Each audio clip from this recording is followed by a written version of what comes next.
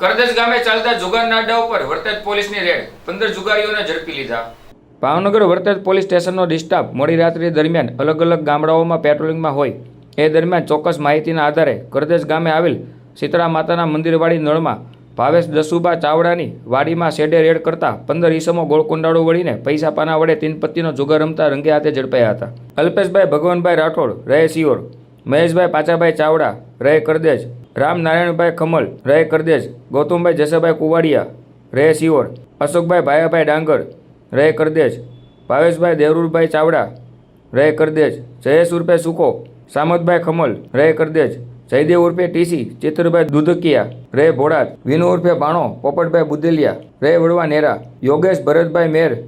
રહે સિયોર, રાહુલ ઉર્ફે વિપુલ જગાભાઈ પીપળિયા રહે ઊંડવી, મેહુલ ઉર્ફે ગોદડ વાલજીભાઈ મકવાણા રહે ગુંદાળા, બુધાભાઈ બટુકભાઈ કરણિયા રહે ઊંડવી, દેવરાજભાઈ ઉર્ફે કિરણ રમેશભાઈ ચારોલા રહે ઊંડવી અને જીતુભાઈ અર્જુનભાઈ ખમણ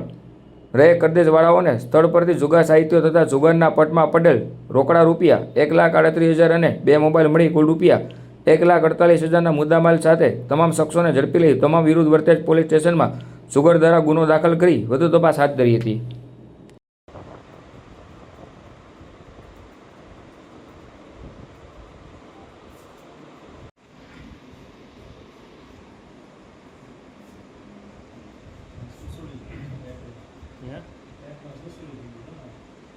બંધ કરજો।